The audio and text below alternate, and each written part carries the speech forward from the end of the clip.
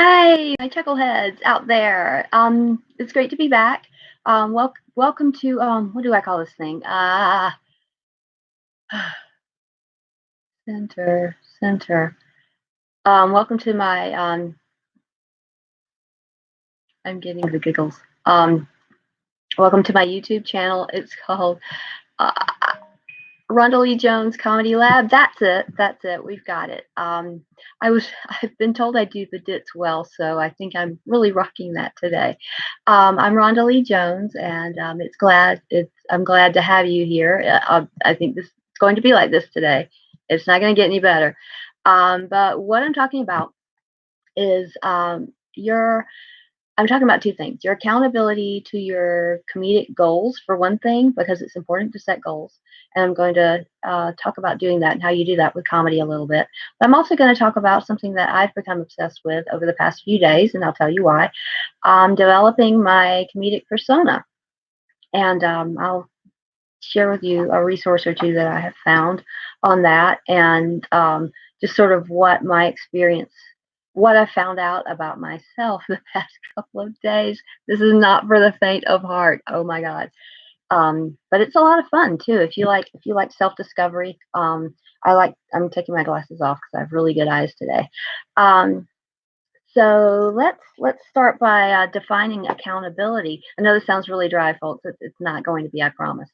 Accountability is a big scary word, and it sounds like you're going to get in trouble for not doing something.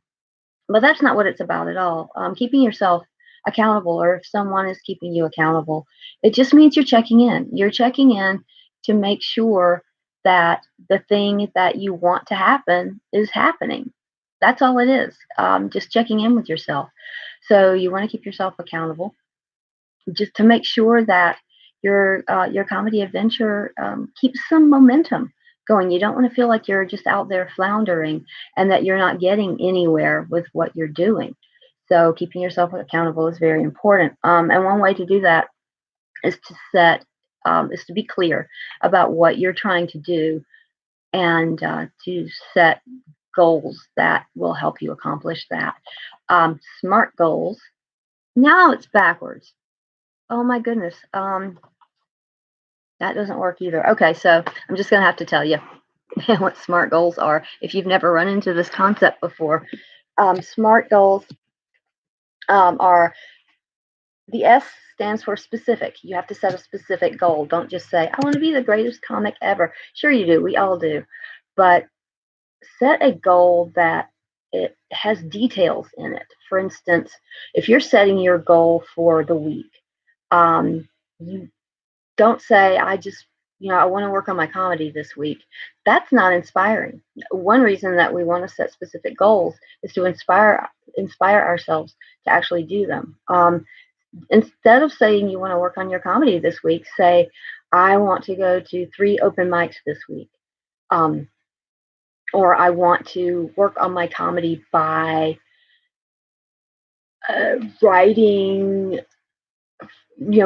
every day, something like that. A specific thing that you're going to do, a specific habit you're going to create, or a specific result that you want to see. I want to have, by the end of the week, I want to have 3 pages written on a set, which is probably going to be a couple of minutes long. So just reading it. So you want to actually have just specific things that you're talking about. You want these things to be measurable. Put some numbers in there. Put some numbers in there, people. If you want to spend more time writing your sets, tell yourself how much time you're going to spend writing that day. I'm gonna spend at least 10 minutes a day writing, or I'm going to write, the 3 pages. I'm going to have 3 pages by the end of the week. Know how much you're going to have. Otherwise, how will you know that whether you've succeeded or not? Sure. I'm going to spend some time this week working on my comedy, and then you spend 5 minutes. There you go. That's not going to help you. But if you say, maybe 5 minutes a day, or 10 minutes a day, or an hour a day, just have a very specific way to count what you've done. So that's the M in SMART. The A in SMART is set an attainable goal. Set something you can actually do. Don't say that for this week you're going to have written, I don't know, an entire hour-long uh, episode of something. Break it down into small, attainable pieces. Don't overextend yourself or you're going to burn out. It's okay to have only a few things on your plate. That way you can devote more time, more energy to it, and not freak yourself out. So you want to have you want your goals, your comedic goals, and all your goals in life really to be something you can actually reasonably expect yourself to do, to be able to accomplish, and without killing yourself or without just setting yourself up for failure. And as you go along, you can set loftier and loftier goals. But because your inner game is going to be working better, you're going to have developed a few new skills, and so you can set bigger goals as you go along. But just make sure that you don't set a goal that's going to make you look at it and groan every day. Say, oh yeah, I can do that. I can accomplish that. Sure. You want to make your goals relevant. The R in SMART stands for relevant. And what I mean by that is you want to keep your overall, the overall desire in mind. If your overall desire is to be, the greatest comic in the world, whatever, or to have a career in comedy, whatever. And by the way, you should define what career in comedy means to you, because there are many ways of doing that. I once had a job where I was, I don't know what my voice is doing today, but I once had a job where I was writing humorous articles, writing. There's so many things you can do. So define for yourself, make it very specific, what your overall thing is that you're trying to do, and make the goals that you set relevant to that. Make them, and what I mean by that is make them set goals that will get you to that spot. Don't set up a goal of and I'm using goals in different ways here. The big goal, the big picture goal, or the smaller goals that you set should be relatable, relevant to the big picture goal that you're trying to accomplish. It should get you there. Don't let yourself diverge into a million other different paths just because they sound fun. That's going to that's just, I'm saying a lot. That's just going to spread out it's just going to use up energy. It's not going to set you on a steady path. If you're walking on a path, if you're trying to get somewhere, you want to stay on that road. You want to walk on that path. If you keep going off into the grass and looking over here and checking out that path, then you're not going to make it to your destination in any foreseeable future. So just keep that in mind. Stay focused on your ultimate desire or goal. And finally, the T in SMART it stands for time bound. Set yourself a deadline. Know when you're going to have this specific thing accomplished, whether it's in the future, it's far in the future, or not so far in the future.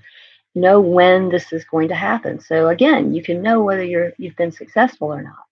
And don't get freaked out about the idea of maybe not making this goal. You're not going to make all your goals. You're going to have to readjust as you go along. Well, I wanted to write 5 pages this week, but I only wrote 3. You know what? You wrote 3. That's great. Maybe for the next week, you just set yourself a 3-page goal. Maybe that's what's realistic and attainable for you. Or maybe, maybe you can get to 5 pages a week later. And that sounds like a lot to me. But time bound. Yeah, just know when you're going to have that specific thing done. Because your deadlines are your lifelines. Believe me. It might sound scary. I don't know if you're not the type of person that lives and dies by deadlines, then it might sound a little scary to start setting deadlines for yourself. But it's not a scary thing. I promise. Just don't beat yourself up if you miss if you miss something, um, a personal deadline, don't stress yourself out about it. If you find yourself stressing about it, then you've probably set too many goals. You've given yourself too much to do. So just keep that in mind.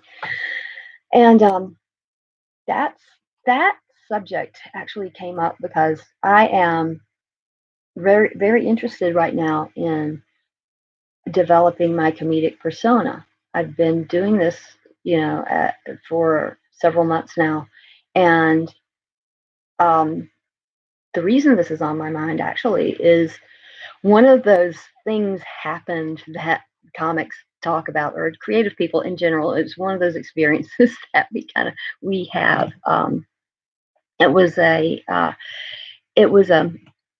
after midnight conversation with another comic in a stairwell after our open mic night was over, and most people had cleared out. I was still there. I was leaving, and this um, comedian I know named Rick Stein, who has a very he has his look, he has his, he has his persona worked out. Um, and we were chatting, and he wanted to give me some advice. And, I listened to this advice from him because, and I know I've spoken before about being careful who you listen to. The reason I listen to Rick is because he's there in the arena with me. He's doing this also. He knows, you know, he's out there. He's got skin in the game. So when he asked me two very important questions, and believe me, after this conversation, I jotted down the notes about it so that I could refer to it later because it was a very important conversation, and it was just a good thing for me that he decided to take this time and tell me what he thought and give me this feedback on what I had been doing. And also, this is somebody who's seen me up on stage several times. So he's seen me over a period of time too. He asked me, why I started doing comedy, and the reason that he asked me this question, the reason that we were having this conversation is that it was unclear what I was doing that night. My performance wasn't it wasn't tight. It meandered a bit. It didn't. The performance itself didn't seem to have a goal. So he said, he asked me why. He wanted me to think about why I had even started doing comedy, and I told him, I said, well, I love words and I love humor and I love stories. I'm a storyteller. And he looked at me and he said, you have not told a story in 2 months. And I thought, oh my God, yeah, you're right. You're right. Um, Somehow I had gotten off into this mired land of one-liners. And I can deliver a one-liner, don't get me wrong. But there are comedians who can set up an entire set of one-liners, and that's their style. Rick does it like that. Actually, I can't. I can't do it like that. I mean, I can write some pretty good stuff. I can write some good stuff in that style. But when it comes to me remembering things, I need the sequentialness. I need a story. If I can remember stories very easily and be able to alter the story, depending on the audience or depending on what pops into my head. Um, but I hadn't been doing that. I hadn't been telling stories, and I hadn't even realized that I got off my path. Um, and and part of the reason is that I had not made that clear to myself that my sets need to be stories, need to be full of stories. So that's something that I realized about myself as a comedian, that I am a storyteller. And my no, I'll talk about that in a minute. But yeah, just the fact that get feedback from your people. This fits with what I was talking about earlier, because this is an example of your community keeping you accountable to your goals. And what he was asking me to do in this conversation was define my goals. I didn't seem to have a clear goal. I didn't seem to have a clear thing that I wanted to accomplish on that stage. And he was absolutely right. And I hadn't even realized that it helps so much for someone who's paying attention, to let you in on what they see, because they can see things that you can't. Um, that was so very helpful. The other question that he asked me was, "Who are you?" He said, "I don't know who you are when I come just when I see you perform." And it was uncomfortable. I mean, this was not a comfortable conversation to me, but I realized while we were having it that it was very important, and that this was gold I was getting right here. And I told him, I said, no, because he told me, he said, I want to give you a critique. And then he took that word back. He said, no, I don't want to say critique. I'm like, yeah, critique me. It's okay. I want to hear this. I want to know what I want to know how you experience, me on the stage. So he told me I needed to start developing my my comedic persona. And we chatted about that a little bit and talked about other comics. And then I started thinking, he's right. I don't know who I am up there. There's so many there there's so many things that I'm interested in. There's so many things that are funny to me, and there's so many things that I want to say that I haven't taken the time yet to kind of distill all that into a package. You have to put it into a package, to present to people so that they will know what to expect. I mean, not that you don't want to surprise them, but you want to surprise them within a framework. They want to know what they're getting. I know when I see, a set by Gabriel Iglesias, Fluffy, I know what I'm gonna get. I know he's not going to do angry humor, because he's the nice guy. He's going to you're not going to see him in a big rant about something. An old comic that I used to love, Bill Hicks. You're probably familiar with him if you've dug into comedy at all. Bill Hicks, you were not going to see a nice guy act from him, because he was the angry comic. He was going to rant about stuff and tell these crazy stories. So Rick was right about that. I'm not packaged yet. And so I started thinking. Mostly I'm thinking right now, I need to stop saying to you guys. There we go again. No, but it got me thinking about who I am, and who I am as a person, what people see, what there is about me that can be packaged into a persona, and who I'm like. There's let me, hold on, I didn't bring it. Let me go get something for you.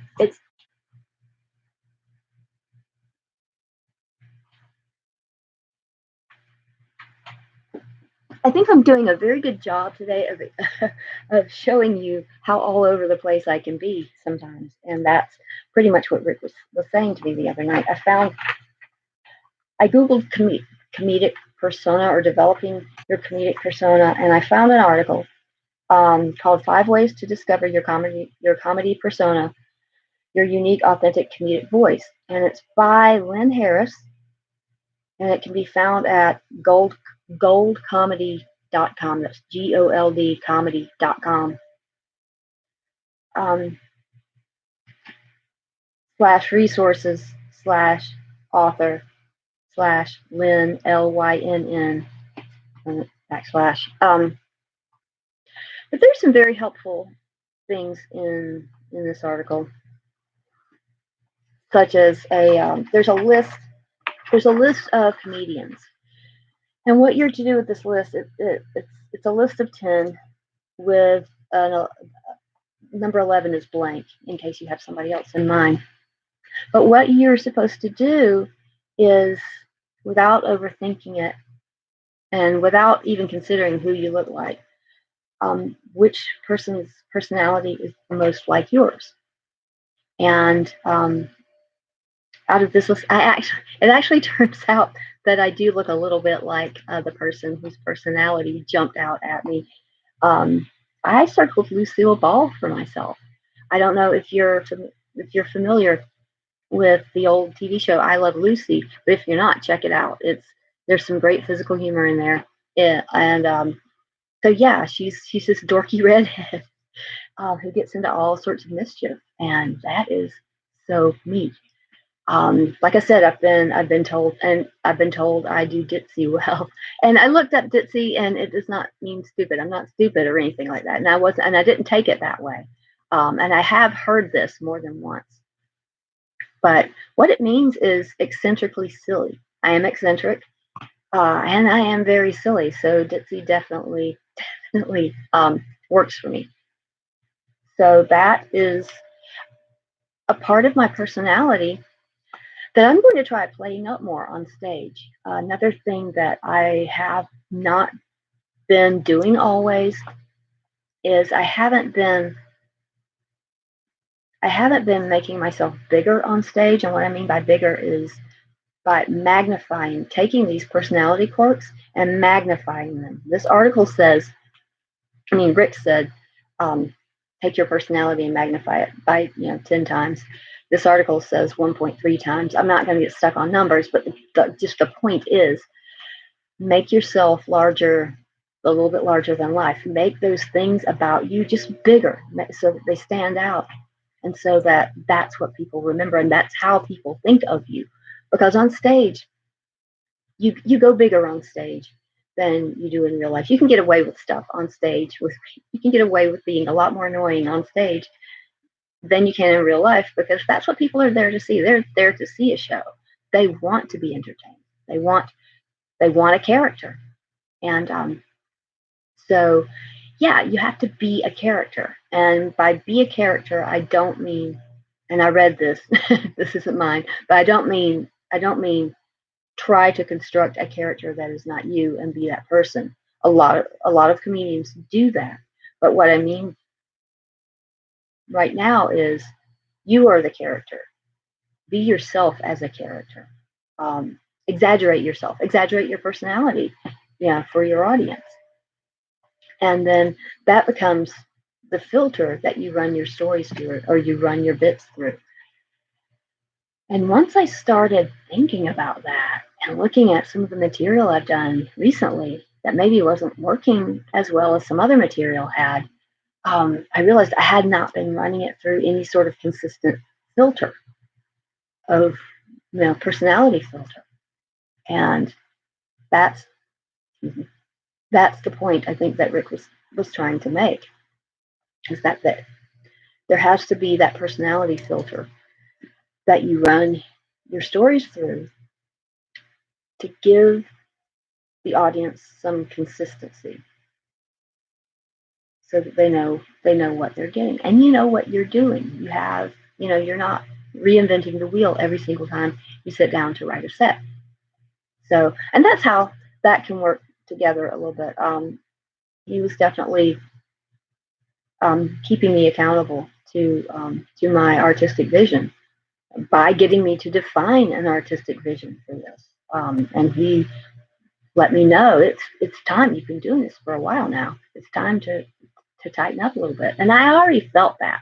I already felt that I needed to tighten up. I had not defined tighten up for myself. For me, that was going to be being able to deliver a great set to the back wall, even if no one is paying attention to me. And that's still something that I'm working on. That's still there. But now everything's going to be run through the filter of this comedic persona that I'm going to be working on. And it's not to say your persona isn't something that's fake. You're not trying to become someone else. You are becoming more of you. more you. It's you that's larger than life. So it's something that's authentic, authentically you. You know, you're not pretending. You're just making it bigger. And it's not always what you think. There's an exercise in this article. It's a visual exercise where they let you see where you are on a sort of personality continuum, and it's it's 4 blocks, and the parts of the continuum up and down is how energetic you are, energetic or chill, and how negative or positive you are. And Ellen DeGeneres is on here, and I had really thought. I mean, I have things in common, you know, with Ellen. She's quirky. She's a big old dork. I love her. Um, but if I have her in my head when I go out on stage, something other than what I intend happens. I don't. I'm not quite myself. So it turns out that the one I'm most like is very energetic, very positive. Is Leslie Jones from Saturday Night Live. She's very. She's a spaz. Um, like me. And I hadn't realized in my head I wasn't thinking of myself as that energetic a person. In my head, I think of myself as a lot more chill. But that doesn't work for me on stage. Even though I identify with Ellen, um, I, I get her. I but that chillness just doesn't work for me on stage. When I have nights that really work, my energy is up. I'm getting emotional. I'm having fun. I'm getting a little, it can be even tinged with just a little bit of anger. Don't be afraid of anger in your comedy either. It doesn't mean you're going to become this ranting, angry comic, unless that's you, unless that's what you want to do. But you can use anger, you know, sort of a spice, you know, to really sort of make yourself a little more edgy, a little more, just a little more energetic. You can really pump you up a little bit. So, yeah. So this is a great article that you can use to start developing that comic persona.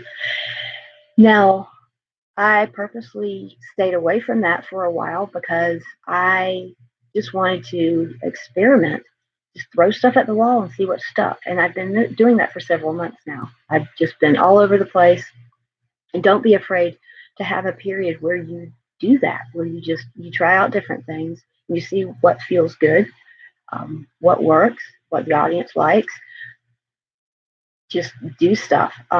You'll be surprised. You'll probably be surprised at what happens. You don't. The thing that you don't want to do, you don't want to get some idea stuck in your head of who you want to be on stage, and then try to become that person. Don't do that. That's what I did in the beginning, in the very beginning, and it was so bad. That is how to be the worst comic ever. And I think we all do that at some point in the beginning, and then we find out that that's just not. I think what happened for me is I got desperate on stage one night and just started saying things, and stuff was working because I was just being me, but I was being a bigger version of me. So just be that bigger version of you, but you do have to do the homework to figure out which aspects of your personality you want to highlight on stage. You know, I will be experimenting with that a little bit. I have an idea, and I'm going to run some things through the machine and see what happens. That's all I have for you today. So thank you for coming to my comedy lab, and don't forget to like and share and do all that groovy internet stuff. And I will see you again next week. Bye bye.